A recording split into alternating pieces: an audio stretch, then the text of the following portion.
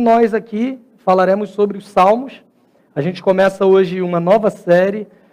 Nós começamos hoje, especificamente no dia de hoje, a nos reunirmos em dois cultos. Nós tivemos um culto aqui às 10h30 da manhã e agora esse culto das 7 da noite, onde nós refletimos sobre a mesma pregação que nós vamos falar agora à noite. E a gente começa então essa nova série que é sobre o livro dos Salmos.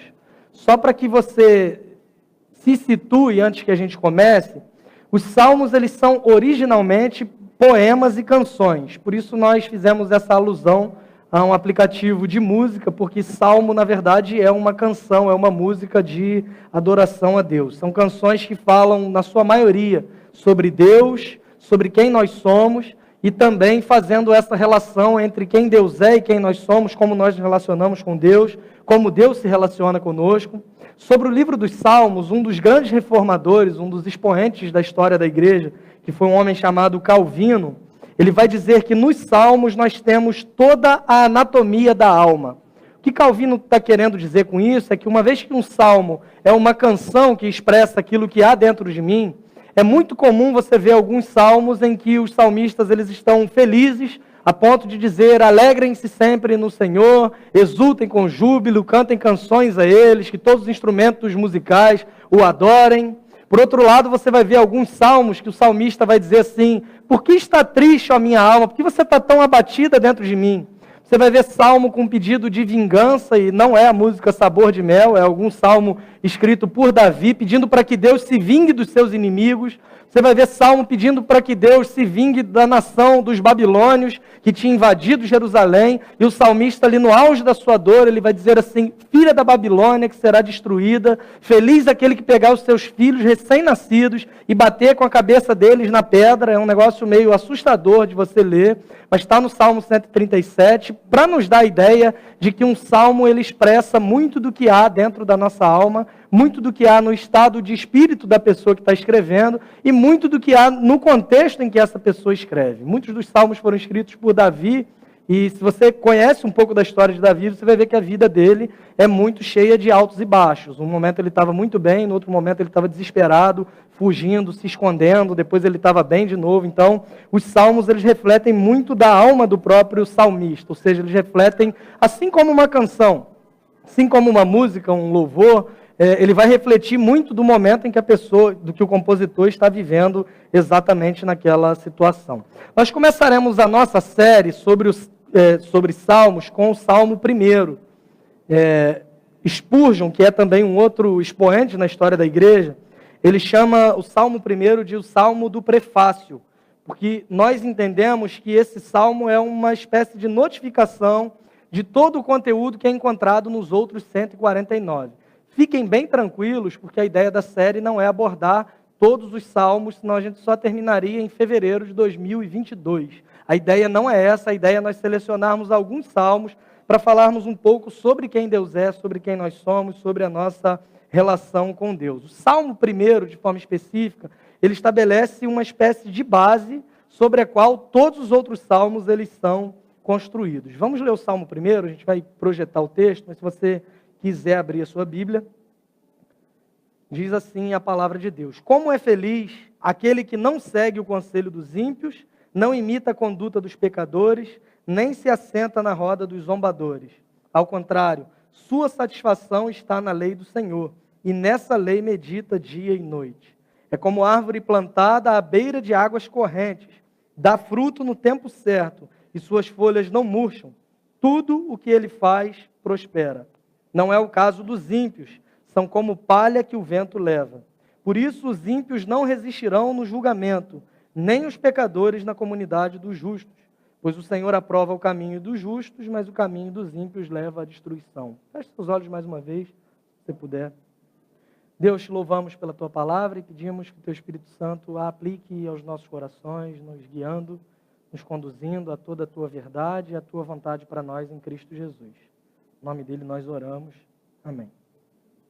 O que esse salmo ensina para nós, então? Esse salmo 1, esse salmo que é uma espécie de base para todos os outros. O que o salmista vai fazer, na verdade, nesse primeiro salmo, é uma espécie de reflexão sobre o real sentido e o real conceito, o verdadeiro conceito do que é felicidade. A gente vive uma era em que a felicidade ela é supervalorizada. Algumas pessoas elas abrem mão até de princípios morais, elas abrem mão até de algumas convicções para dizer que no final das contas o que importa é que você seja feliz. Não sei se você já ouviu esse tipo de conselho, não sei se você já viu isso, seja em algum filme, alguma novela, se é que você assiste novela, ou em qualquer outra coisa, ou conversando com um amigo, alguém dizer para você assim, não, você não precisa disso, você não precisa se submeter a isso, seu casamento está em crise, abandona isso e parte para outra, porque nós temos uma só vida e o sentido da vida é que você seja feliz. Não sei que sentido da vida é esse, não sei quem falou que a felicidade é o sentido último da vida, mas a grande questão é que nós temos uma tendência muito grande de transformarmos alguns conceitos de acordo com aquilo que nós queremos. Pode até ser que Deus queira que você seja feliz de fato, apesar da Bíblia dizer para nós que a finalidade última do ser humano é glorificar o nome de Deus, porque nós fomos feitos para o louvor da sua glória. Mas ainda assim, se você quiser entender que você precisa ser feliz, eu queria que você olhasse comigo para esse salmo, porque esse salmo ele redefine para nós o que é de fato a felicidade. Ele começa dizendo como é feliz o homem que. Pode ser que na sua versão esteja bem-aventurado, abençoado, bendito, próspero. Mas a grande questão é o que é ser bendito, abençoado, próspero, bem-aventurado, de acordo com o padrão que Deus nos ensina, de acordo com o padrão das Escrituras. O salmista ele começa dizendo o que uma pessoa que é feliz não faz. Ele começa por uma negativa, dizendo como é feliz o homem que não segue o conselho dos ímpios, não imita a conduta dos pecadores, nem se assenta na roda dos zombadores. Pode ser que na sua versão seja o que não anda segundo o conselho dos ímpios, o que não se detém no caminho dos pecadores, o que não se assenta na roda dos escarnecedores. Percebam que há uma progressão interessante. Não anda, não se detém e não se assenta. Ninguém vive uma vida com Deus e do dia para a noite está sentado em uma roda de escarnecedores do Evangelho. É uma progressão que às vezes a gente vai caminhando e sem que a gente perceba, pode ser que você tenha alcançado já esse último estágio de tristeza, de sofrimento, de dificuldade por estar vivendo uma vida longe do ideal que Deus planejou para que você vivesse. Então, ele começa esse salmo fazendo uma antítese. Ele começa esse salmo fazendo algumas negações acerca de quem é feliz. Uma pessoa que é feliz não segue o conselho dos ímpios.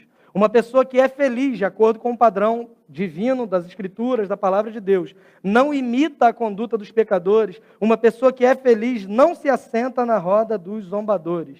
Só que alguém que é feliz, pelo padrão que a Bíblia apresenta para nós, ele não é definido apenas, esse conceito de felicidade, pelas coisas que a pessoa não faz. Essa é uma realidade triste da igreja evangélica, porque durante muito tempo da história, e principalmente no nosso país, os evangélicos, os cristãos, eles foram e são ainda muito conhecidos por aquilo que não fazem e não por aquilo que deveriam fazer. A primeira imagem que se faz de um cristão é alguém que não fuma, é alguém que não bebe, é alguém que não usa drogas, é alguém que não faz uma série de coisas, ao invés de haver uma preocupação com o que o cristão deveria fazer. Só que esse salmo ele não para por aí, ele não para dizendo o que essa pessoa feliz aos olhos de Deus não faz, mas ele segue apresentando essa espécie de antítese, esse contraste, dizendo, ao contrário, verso 2, sua satisfação está na lei do Senhor, e nessa lei medita dia e noite. Lei, nesse caso, não é um conjunto de ensinamentos civis, morais, cerimoniais, mas é uma forma do salmista se referir a toda a instrução da palavra de Deus. Nessa antítese, nesse contraste que nos é apresentado, entre o homem que não segue o conselho dos ímpios, o caminho dos pecadores, a roda dos zombadores, e aquele que tem o prazer na lei do Senhor, o John Piper ele vai dizer um ponto interessante sobre isso, que ele fala que aqui não há um contraste entre retidão e impiedade.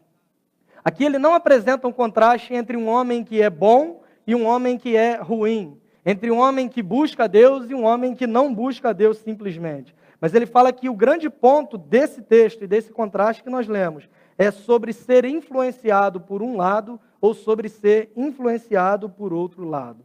A grande questão é que nós somos seres altamente influenciáveis, ao mesmo tempo que nós somos seres altamente influenciadores também. Então, ele faz um contraste para dizer para nós que a nossa trajetória de vida e o nosso caminho de vida vai depender de qual lado nós optamos por seguir. Vai depender se nós damos ouvidos demais a quem não deveríamos ouvir, ou se nós buscamos a palavra de Deus e ter prazer e satisfação na lei do Senhor. Notem que ele faz essa progressão sobre andar, sobre se deter, sobre assentar-se, e ninguém faz isso obrigado. A gente às vezes se acostuma com a nossa vida de pecado, de erros, distante de Deus, e a gente começa a criar desculpas para quem nós somos e para o que nós fazemos. Nós colocamos a culpa no outro. Nós dizemos que fazemos isso porque o outro também faz e ele está se dando bem, e se eu não fizer, eu não vou conseguir êxito naquilo que eu procurava. Eu vou colocar a culpa sempre no outro. E isso é muito antigo. Se você olhar para a história lá de Adão, de Eva no paraíso, você vai ver que Deus ele vai até Adão e cobra de Adão sobre o pecado que havia acabado de acontecer. E ele vai falar que foi a mulher que o Senhor me deu. E aí Deus vai para a mulher e ela fala, olha, foi a serpente. Coitada da serpente que não tinha mais ninguém. A coitada da serpente teve que assumir a culpa toda, porque é uma tendência do ser humano de transferir as suas culpas e as suas responsabilidades. Só que se você peca, eu queria te dar uma notícia de que você não faz isso por causa do outro. Você peca tão simplesmente pelo fato de que você quer pecar. Tiago, capítulo 1, ele vai dizer para nós, ninguém ao ser tentado diga, eu sou tentado por Deus. Mas cada um é atraído e seduzido pela sua própria concupiscência. Cada um é atraído e seduzido pelos seus próprios maus desejos. Você observa tanto a conduta do ímpio, você observa tanto uma vida de quem não agrada a Deus, que você passa a ser atraído por ela. Notem de novo que há uma progressão que o salmista apresenta. Ninguém está bem com Deus um dia e acorda no outro dia distante de Deus e separado de Deus sem que percorra um caminho nessa estrada que nos conduz à perdição. Se você olhar, voltando lá para o exemplo do Gênesis, quando Eva ela toma do fruto proibido, a Bíblia vai dizer que ela olhou para aquele fruto se tornou agradável para ela, e depois que se tornou agradável, aquilo se tornou desejável, ou seja, ela passou a imaginar como seria, e a partir disso ela acaba pecando. A palavra de Deus tem inúmeros exemplos para nós, dizendo como o pecado começa, como as coisas começam, pelos nossos maus desejos, pelo nosso próprio coração, e nós acabamos percorrendo esse caminho. Então, se você anda, se você se detém, se você se assenta nos conselhos, nos caminhos, na roda dos pecadores e escarnecedores, é tão somente por causa do seu próprio coração e não é culpa de absolutamente mais ninguém. Por isso é muito importante que você escolha a quem você dá ouvidos. Se os teus melhores amigos, se as pessoas que você mais convive, essas pessoas têm pensamentos e estruturas mentais e intelectuais que são contrárias e que ofendem o Evangelho de Jesus, sem que você perceba, você será influenciado por isso. Eu não estou falando que um cristão não deve ter relacionamentos com não cristãos. Eu estou falando que eu particularmente não consigo entender uma comunhão, um relacionamento profundo entre alguém que professa a fé cristã e entre alguém que é um ateu, por exemplo, que nega a existência de Deus. Sem que você perceba, você acabará sendo influenciado porque você tem dado ouvidos ao conselho dos ímpios. E o próximo passo, imitar a conduta dos pecadores. E o próximo passo, se assentar na roda dos zombadores e dos escarnecedores. Sem que você perceba, se você começa a dar ouvidos a certos conselhos, o seu estilo de vida vai acabar se tornando o mesmo estilo de vida de pessoas que não têm Deus. Porque maus conselhos se transformam em maus hábitos. E sem que você perceba, você estará caminhando na direção oposta ao que o salmista vai apresentar para a gente como sendo o verdadeiro conceito de felicidade. E quando eu falo de ter uma conduta de vida parecida com quem não tem Deus, eu não estou falando só de imoralidade, especificamente imoralidade sexual, que é a primeira coisa que a gente pensa quando fala em pecado. Eu estou falando, às vezes, de futilidade. Eu estou falando de você definir prioridades erradas na sua vida, de você deixar de fazer o que a palavra de Deus nos orienta, que você está tão decidido a ter uma vida igual a que aquela pessoa tem, que você se esquece que os valores que te regem não são os valores atuais da sociedade ou de qualquer outro conselho, mas são os valores da palavra de Deus, que dizem para você, por exemplo, buscar em primeiro lugar o reino de Deus e a sua justiça, para que todas as outras coisas sejam acrescentadas. Mas pode ser que você esteja tão preocupado e envolvido com esses conselhos, com esses caminhos, com essas atitudes, que você acaba se preocupando demais com todas as outras coisas e o reino de Deus deixou de ser uma prioridade para você. Maus conselhos se transformam em maus hábitos.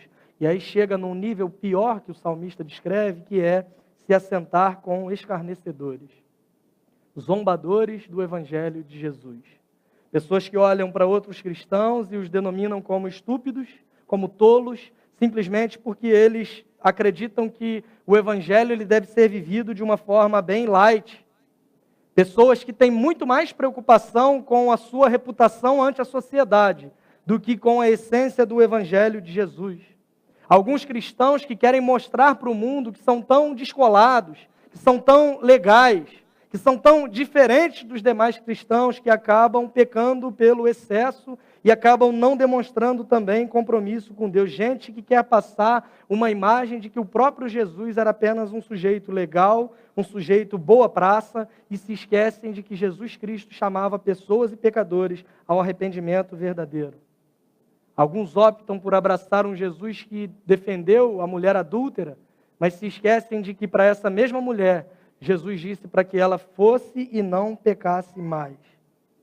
Defendem um Jesus que é uma manifestação da graça de Deus simplesmente, mas se esquecem que esse mesmo Jesus prega uma mensagem de julgamento e de arrependimento de pecados. Transformaram a graça de Deus no que o Bonhoeffer vai dizer, que é uma graça barata, que é o fato de entender que a salvação é de graça e às vezes você se apoiar nisso para viver uma vida ao seu bel prazer, sem se importar em agradar a Deus e sem se importar com os valores do reino de Deus. Se você acha que você foi salvo pela graça de Deus para viver uma vida que não o agrade em todas as coisas, é muito provável que você não tenha compreendido o que é de fato o Evangelho de Jesus.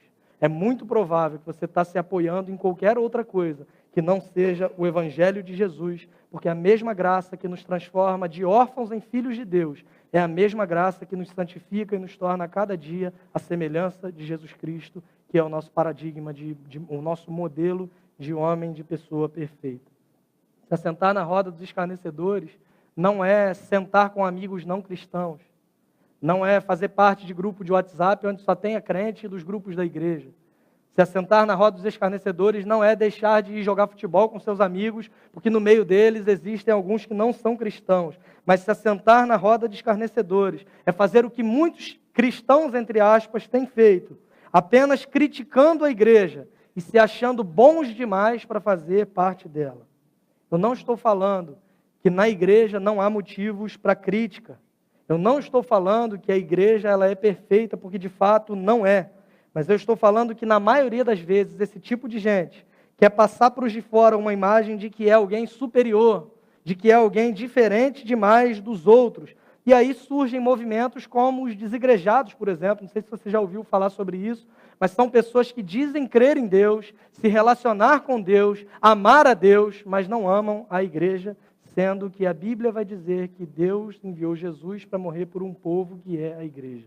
Sendo que a Bíblia vai dizer para nós de forma clara em Hebreus que não é para deixarmos de nos reunir, de congregar, como é costume de alguns. Ou seja, esse negócio já é um negócio bem antigo, mas a gente vê muito pessoas transformando as suas frustrações, não com Deus, mas com uma expectativa irreal que fez de Deus e acaba se frustrando e por conta dessa frustração, acaba descontando toda essa raiva, toda essa decepção na igreja de Jesus Cristo. Não que a igreja seja perfeita, mas essa pessoa se acha boa demais para fazer parte de uma reunião de pecadores, que é o que de fato é a igreja de Jesus. Gente que se assenta na roda dos escarnecedores, vai ser igual eu vi durante essa semana um pastor brasileiro, mais ou menos popstar, bem conhecido, muitos seguidores no Instagram, e no Instagram dele ele fez uma postagem sugerindo de forma generalista que, como se Jesus estivesse na cruz falando, Pai, perdoa-os porque eles não sabem o que fazem, e na mesma imagem só tinha igrejas, assim, um monte de igrejas. Ele sugeria de forma generalista de que todas as igrejas não sabiam o que de fato estavam fazendo. De fato, há muitas igrejas que não sabem o que fazem? É bem possível que sim. É possível que seja a maioria das igrejas? É bem possível que sim. É possível que seja a maioria esmagadora? É bem possível que sim. Mas há um perigo muito grande em você generalizar, porque você levanta margem para algumas dúvidas, como, por exemplo, eu fiquei. Eu fiquei pensando, será que ele inclui nessa postagem, nesse monte de igrejas que ele diz que nenhuma delas sabe o que faz, será que ele está incluindo a igreja dele, que paga para ele um salário de jogador de futebol, um salário astronômico, só para ele pregar domingo sobre justiça social, como se o evangelho se resumisse tão simplesmente a isso, mas não tivesse qualquer envolvimento prático ou qualquer ação que demonstrasse influência na cidade, na localidade, na sociedade em que ele está vivendo? Eu prefiro aqueles que amam a igreja, mesmo reconhecendo as suas imperfeições, mesmo reconhecendo as suas falhas, mas ao invés de tornar-se cínico, se valendo apenas de um senso crítico para apontar os defeitos, eles optam por serem instrumentos de Deus para a transformação de realidade. Eles optam por enxergar uma dificuldade e se enxergarem como parte da solução do problema, dizendo, Senhor, eis-me aqui. Se a igreja não é o que ela deveria ser, eu me coloco à disposição para que o Senhor me use para transformar a realidade, para que a igreja volte a ser o que ela deveria ser de fato. Tem muita gente fazendo mais mal ao evangelho do que bem ao próximo a quem diz amar. Hashtag pronto, falei. Vamos seguir agora para o versículo 2, para o verso 2. Se você tiver algum amigo, se você não tiver amigo, estiver sozinho, queria sugerir, o Igor está aqui na frente, eu acabei de ver uma demonstração de amor, que ele veio no culto da manhã, ouviu a mesma piada e riu de novo. Muito obrigado, cara. Deus te abençoe. Se você precisar de um amigo se sentir sozinho, o Igor é o cara, tá, gente? No verso 2, o salmista vai dizer para nós, ao contrário, sua satisfação está na lei do Senhor, e nessa lei medita de dia e de noite. Note que o salmista aqui, ele não está falando sobre obediência no sentido de obrigação, mas ele está falando sobre prazer, sobre satisfação e sobre meditação.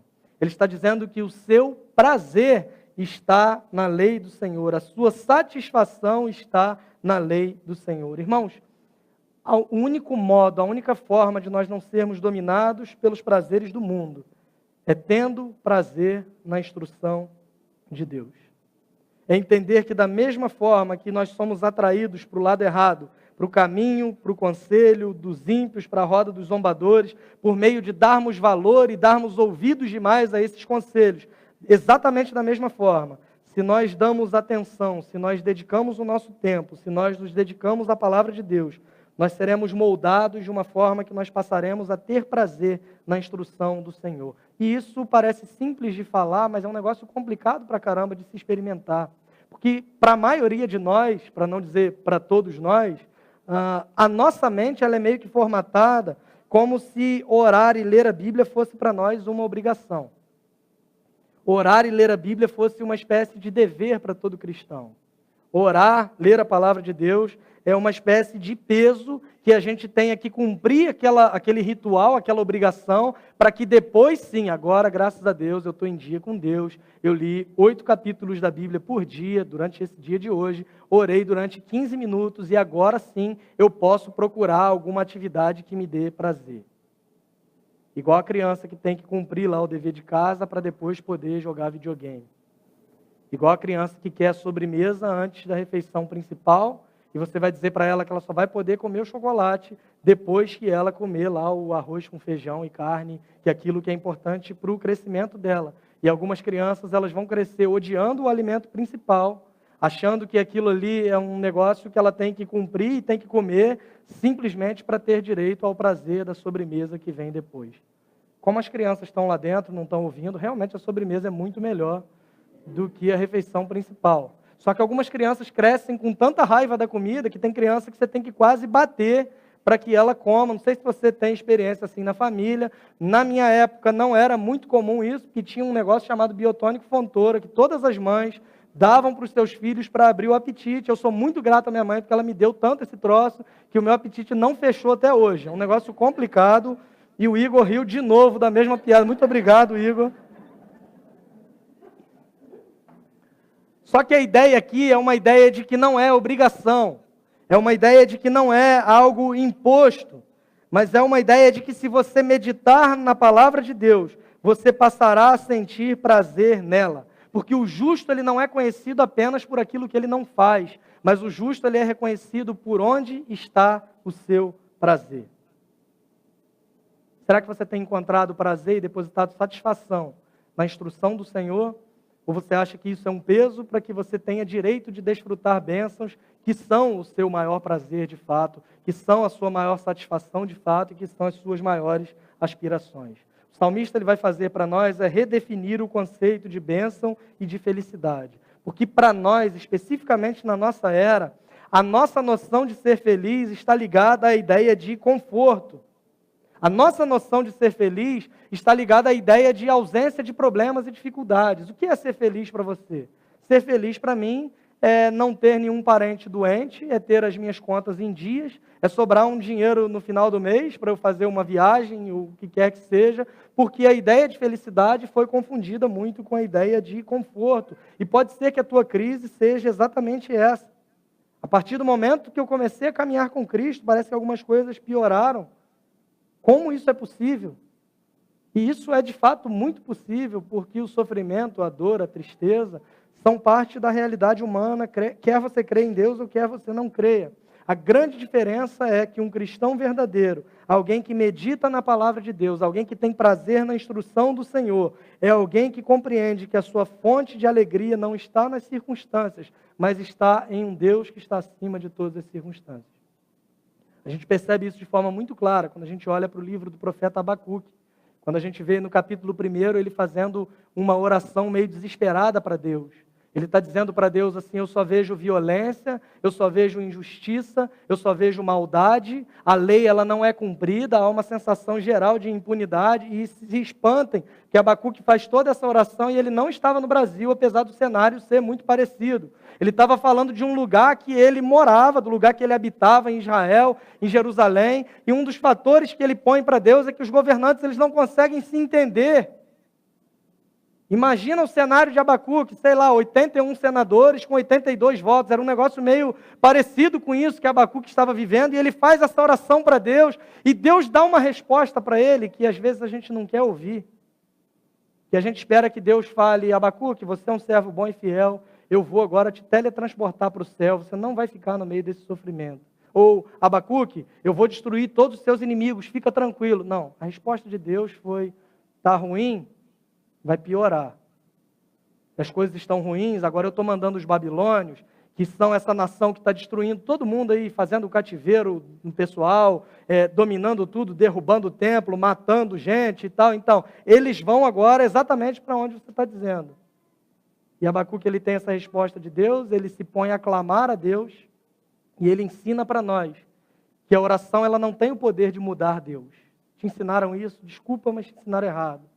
Te ensinaram que a tua oração ela tem o poder de mudar a vontade de Deus, te ensinaram errado, porque a Bíblia vai dizer para nós que Deus ele é alguém em quem não há mudança nem sombra de variação, ele é alguém que não muda. Deus ele não muda o conselho da sua vontade, ele não muda o que ele tinha falado para Abacuque, mas a oração ela tem um incrível poder de mudar a pessoa que está orando e de conformar o teu coração à vontade de um Deus que governa sobre todas as circunstâncias. De modo que você vê um Abacuque desesperado, de modo que você vê Deus respondendo para ele que as coisas iriam piorar, e no capítulo 3 você vê esse mesmo homem dizendo, ainda que a figueira não floresça, não haja frutos na videira, o produto da oliveira minta, os campos não produzam mantimento, nos currais não haja gado, as ovelhas sejam arrebatadas do aprisco, ainda assim eu me alegrarei no Senhor e exultarei no Deus da minha salvação.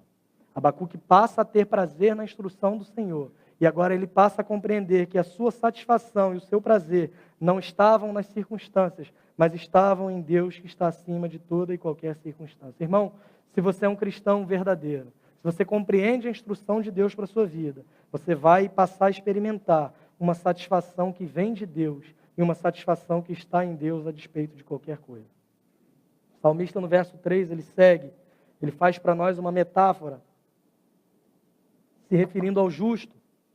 Quando ele diz, ele é como árvore plantada à beira de águas correntes, dá fruto no tempo certo e suas folhas não murcham. tudo o que ele faz prospera. Esse verso ele é muito mal usado por algumas pessoas, que pegam esse texto fora do contexto e usam esse verso para dar base bíblica, entre aspas, a uma ideia que nós chamamos de teologia da prosperidade. Como se Deus fosse obrigado a te abençoar por aquilo que você faz por Ele. Eles invertem a lógica de um Deus que vem até nós e eles colocam esse Deus como sendo devedor a algumas de nossas atitudes. Mas é muito importante que se questione que tipo de prosperidade a Bíblia está se referindo. Então, para que você compreenda o verso 3, você tem que olhar para o verso 1 e para o verso 2, dizendo que é feliz o homem que não anda segundo o conselho dos ímpios, não se detém no caminho dos pecadores, não se assenta na roda dos escarnecedores, mas o seu prazer está na lei do Senhor. Fica claro para nós que a prosperidade aqui, ela está relacionada a um coração reto e a um espírito justo. Fica claro para nós que a prosperidade aqui está relacionada a encontrar satisfação e prazer em Deus. Que a prosperidade aqui não é uma ideia de que Deus é obrigado a te dar riquezas, mas é uma ideia de que ainda que você viva em meio à pobreza, você está satisfeito, porque a sua fonte de prazer não está nas coisas que Deus te dá, mas está em quem Deus é. Esse é o verdadeiro conceito bíblico de prosperidade para nós. O salmista ele vai fazer uma comparação, dizendo que esse homem próspero, esse homem justo, esse homem feliz, ele é como uma folha que não murcha. Diferente daquela alface que fica encostada no hambúrguer, sabe? Que você vai comer, tá aquele troço murcho, verde, mais escuro, quase azul. A ideia que o texto diz para nós é que é uma espécie de uma folha verde. Algo que é durável. E quando a gente lê isso, às vezes parece tão simples para nós, uma metáfora simples, só que a gente tem que lembrar que o salmista está falando do clima do Oriente Médio. Ele está falando de um lugar onde ventos quentes sopram o dia inteiro, um lugar, sei lá, pior do que Itaperuna. E eu espero que não tenha ninguém de Itaperuna aqui, mas eu estou falando, meu pai é de lá, a família do meu pai é de lá, e era um negócio assustador o calor que faz naquele lugar. E a gente está falando de um clima meio parecido, ou talvez pior do que isso. Um lugar onde não cai chuva. Um lugar onde todas as árvores que são plantadas distante de uma corrente de águas, elas simplesmente murcham e morrem, e esse era o exato cenário que o salmista vivia quando escreve isso. Só que ele diz que o justo é como uma árvore plantada à beira de águas correntes. Irmãos, o grande segredo para a prosperidade que a Bíblia apresenta para nós não é quem você é, não é a tua capacidade, a tua inteligência, o teu esforço, a tua contribuição financeira para a igreja. O grande segredo da prosperidade é saber onde você está plantado e onde o seu coração tem depositado a sua satisfação e o seu prazer. Será que as tuas raízes elas são profundas o suficiente? A Bíblia vai dizer para nós que essa satisfação do justo ela se torna duradoura. A sua raiz ela é profunda e quando a raiz é profunda, independe da direção que o vento está soprando, de como o vento está soprando, de como as circunstâncias se apresentam, mas tudo o que ele faz prosperará. Falei de manhã, vou repetir. Vocês viveram para me ver pregar sobre prosperidade aqui na CBN. A gente tem muito medo dessa palavra prosperidade por causa do mau uso que algumas pessoas fazem dela. Por causa do mau uso que alguns pregadores, algumas igrejas fazem desse termo. Só que há uma palavra bíblica e há uma promessa bíblica dizendo que tudo o que esse homem fizer prosperará. Entretanto, como consequência de alguém que tem o seu prazer na lei do Senhor. Porque a definição bíblica de prosperidade, ela não é medida pelos bens materiais que você tem, pelas riquezas que você possui, mas pelo nível de satisfação que você tem em Deus. Se o seu prazer está na lei do Senhor, independente das circunstâncias, você há de ser uma pessoa próspera, porque a sua satisfação também estará nele. Independente das riquezas que você tenha ou deixe de ter, independente do que você possui. Observe que nesse salmo, nos versos 4 e 5, ele já estava falando do justo, agora ele volta dizendo que não é o caso dos ímpios, são como palha que o vento leva, por isso os ímpios não resistirão no julgamento, nem os pecadores na comunidade dos justos. O salmista ele pondera o valor entre o ímpio e aquele que se deleita na palavra de Deus, e ele mede o seu valor final pelo que acontece não nessa vida, mas pelo que acontece no julgamento, pelo que acontece no juízo, pelo que acontece no grande dia do Senhor. Porque nessa vida É muito comum que aconteça que pessoas ímpias, pessoas que não temem a Deus, passem por uma vida tranquila, uma vida de aparente prosperidade, mesmo sem temer a Deus. Há um salmo de número 73, em que Asaf, que é esse salmista, ele vai questionar exatamente isso. Quando ele vê que ele era um homem que se julgava justo, bom e reto, e as coisas não aconteciam para ele da forma como ele achava que deveriam acontecer, e ele olhava para o lado e via uma prosperidade dos ímpios. Como explicar isso? Como entender isso? Eles não temem a Deus, eles não têm compromisso com a palavra de Deus, mas a palavra de Deus nos traz de volta a uma perspectiva de eternidade. E isso é muito perigoso quando nós não temos o prazer na lei do Senhor. Nós perdemos aos poucos a noção de eternidade e nós passamos a pautar os nossos valores pelo mundo aqui e pelas coisas que acontecem aqui. O salmista vai dizer para nós que a grande diferença entre o justo e aquele que não teme o Senhor é o que vai acontecer no dia do juízo. E nós nos esquecemos que nós somos simplesmente peregrinos aqui, que nós somos forasteiros, que nós somos passageiros, mas que o nosso destino final, ele não é aqui, mas ele é no céu, reinando com Cristo para todo sempre. Priorizamos demais as coisas daqui, nos afundamos nos nossos projetos, nos nossos trabalhos, nós confundimos o estar ocupado como se fosse um status positivo. Nós temos prazer em dizer para o outro que a nossa vida está uma correria e que nós não temos tempo para absolutamente nada. Isso se torna bonito, isso se torna, poxa, o cara é ocupado de verdade. A vida dele tem sentido, tem significado. Por quê? Porque ele não para um minuto. Infartou com 40 anos, mas morreu com uma vida feliz. Que conceito de felicidade esquisito, né? Mas é exatamente o conceito que às vezes a gente atribui, o conceito de significado que nós atribuímos quando nós perdemos a perspectiva de que a eternidade é que deve reger os nossos valores, os nossos conceitos e toda a nossa vida. Esquecemos isso e vamos ficando cínicos, esquecemos isso e vamos ficando fúteis, vamos invejando a vida dos outros, vamos nos comparando demais com os outros, mas se nós temos o nosso prazer na instrução do Senhor, nós somos lembrados de que são os valores eternos que determinam se eu sou ou não próspero. São os valores eternos que determinam onde deve estar a minha satisfação. Mesmo que tenham tido uma vida tranquila, esses ímpios serão varridos como a palha, mas o que busca a Deus terá vivido uma vida com significado e viverá para todo sempre com Cristo no céu. Há uma parábola que Jesus conta do rico e Lázaro, pode ser que você já tenha ouvido, mas ele fala exatamente sobre isso, sobre um homem que era mendigo, mas se encontrou na eternidade com Deus, e sobre um homem que era rico, abastado, influente, mas passou a sua eternidade distante de Deus, porque o que mede de fato se nós somos filhos de Deus ou não é a nossa fé em Cristo Jesus e não as riquezas que nós possuímos. Essa ideia de que você só é abençoado se você possui riquezas e posses é uma ideia que condiz com qualquer outra coisa, menos com o que a palavra de Deus ensina para nós. No verso 6, o salmista ele vai concluir dizendo: pois o Senhor aprova o caminho dos justos, mas o caminho dos ímpios leva à destruição. Ele conclui nos mostrando que nós temos um Deus que vê todas as coisas. Ele conclui dizendo para nós que o Senhor ele observa todas as coisas e nada, absolutamente nada, passará despercebido aos olhos daquele que tudo vê. Irmãos, podemos ter prazer em Deus, podemos descansar no fato de que Deus nos vê. Podemos descansar no fato de que Deus é justo e Ele tem visto aquilo que nós temos passado e todo o nosso sofrimento, as nossas dificuldades e tudo mais que você tem vivido.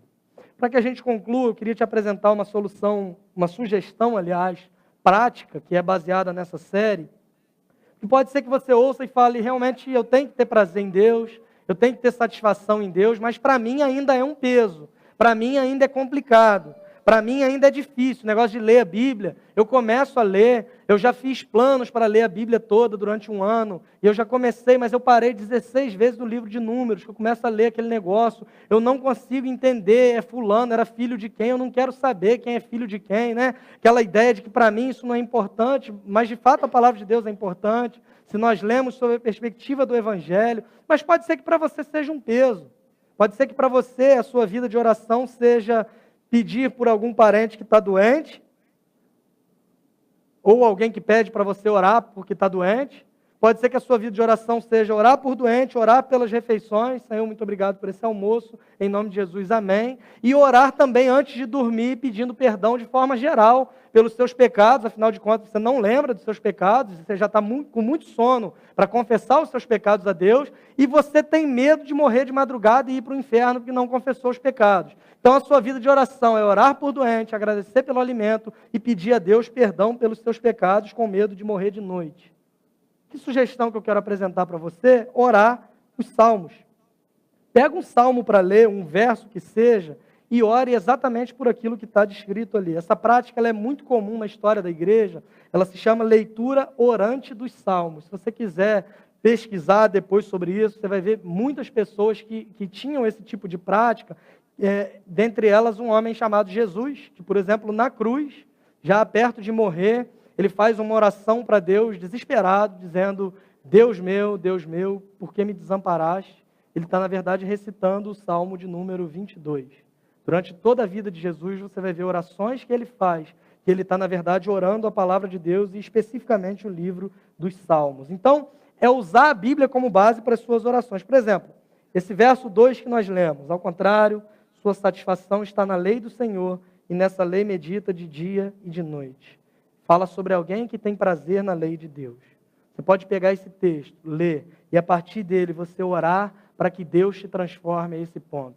Para que Deus mude o seu coração, de modo que buscar a Deus não se torna mais um peso para você, mas é um prazer. Para que o teu prazer esteja centrado em Deus, em quem Ele é, e não nas coisas que Ele te dá. Usando esse texto como base, e orar para que Deus mude o seu coração, para que você não ache satisfação apenas em coisas passageiras. E quando você faz isso, é bem interessante que você vai orando para Deus te transformar, e à medida que você vai explicando para Ele e dizendo para Deus qual o seu desejo, qual o seu projeto de vida, quem você queria ser de fato diante de Deus, você acaba olhando para dentro de si, e você percebe o quanto você está longe desse ideal que Deus planejou para você. Você começa a contrastar o seu desejo com a sua realidade.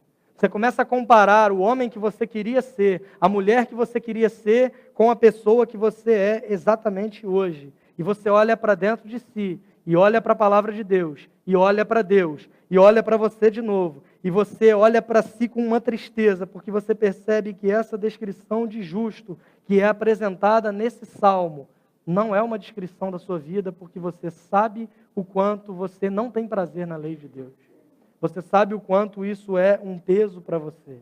Você sabe o quanto, às vezes, mesmo sem querer, você acaba ouvindo demais o conselho de alguém que não serve a Deus. Você acaba parando demais no caminho daqueles que são pecadores. Você acaba se assentando na roda dos escarnecedores. E quando você olha essa descrição de um homem justo, você olha para dentro de você e diz: esse homem não sou eu. E aqui há um ponto muito triste, porque a gente olha para o verso 6. A gente vê que Deus ele observa todas as coisas. Ou seja, Deus ele vê todas as coisas. Se eu consigo perceber que eu estou distante dele, quanto mais Deus não consegue perceber o quanto eu estou longe desse ideal que Ele traçou para mim enquanto seu filho. Eu olho para a Bíblia, eu vejo que Deus ele vê todas as coisas e que Ele é um Deus justo que pune os pecados. E eu olho para mim e vejo que eu sou pecador e eu começo a ter muito medo, porque Deus ele vê que eu sou pecador, Ele sabe que eu sou pecador e Ele pune os pecados. Eu olho para mim e vejo que eu não sou alguém justo, que eu sou muito pecador e que Deus sabe disso. Aliás, a Bíblia vai dizer para nós em Romanos que não há um justo, não há nenhum sequer que seja justo. E aí você fala: esse salmo então para mim é uma utopia, porque eu não tenho como alcançar isso.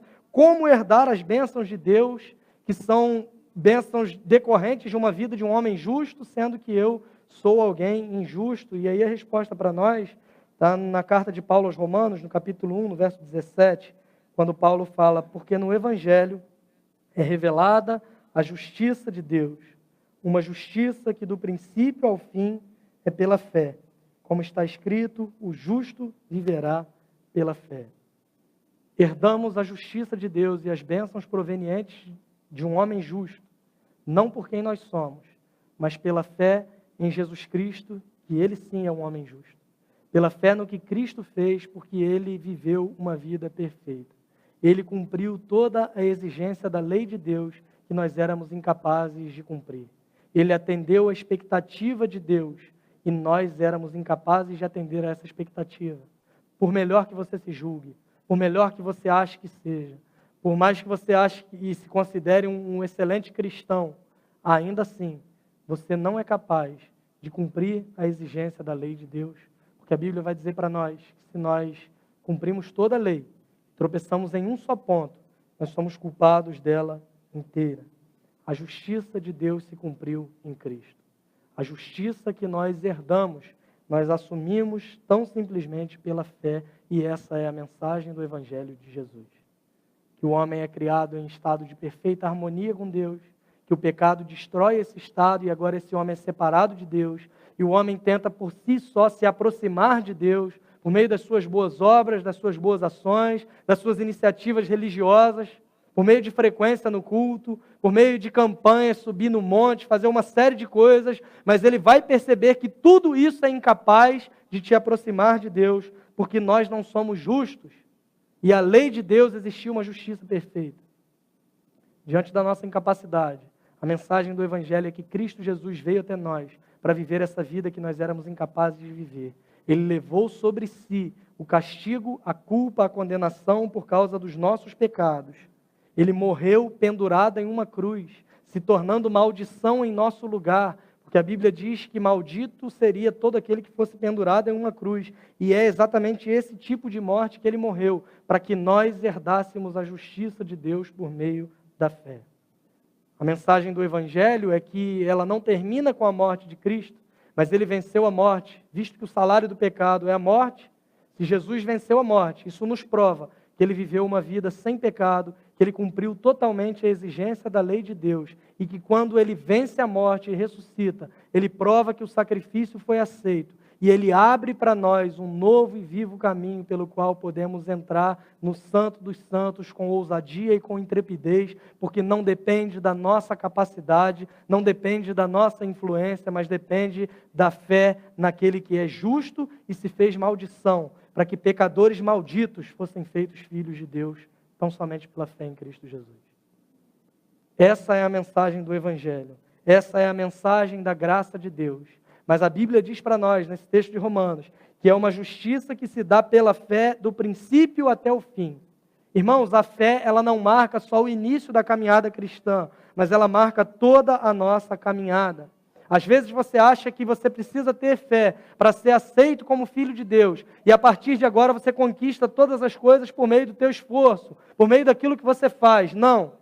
A Bíblia diz para nós que a justiça do Evangelho, que a mensagem do Evangelho é uma justiça que se dá do começo até o fim por meio da fé. A mesma fé que te salvou, que transformou de órfão em filho de Deus, que te transformou de inimigo de Deus em amigo dele, é a mesma fé que te transforma a cada dia, para que você se torne a cada dia mais parecido com Cristo Jesus, o justo, para que você seja a cada dia mais semelhante, mais à semelhança de Cristo Jesus, para que você viva a cada dia mais próximo dessa descrição de um homem justo que o Salmo 1 apresenta para nós. Não pela nossa justiça, mas pela fé naquele que é justo e se fez maldição para que nós fôssemos justificados pela fé diante de Deus. Romanos 5:1, nós que éramos inimigos, vai dizer para nós que agora nós temos paz com Deus, justificados, pois, pela fé, temos paz com Deus por meio de Cristo Jesus, nosso Senhor. Essa salvação, essa transformação e essa comunhão nós celebramos hoje e nós olhamos para esse salmo, entendendo que ele fala de quem Cristo é. Nós olhamos para a palavra de Deus entendendo que ela fala sobre Jesus e não sobre quem nós somos. E quando nós fazemos esse contraste, nós vemos que por nós mesmos é absolutamente impossível que sejamos salvos. Mas quando nós olhamos para a palavra de Deus, nós entendemos que a justiça dele nos é acreditada por meio da fé que nós temos em Jesus. E agora nós temos razão para celebrarmos a ele. Quero chamar o Ministério de Música aqui à frente.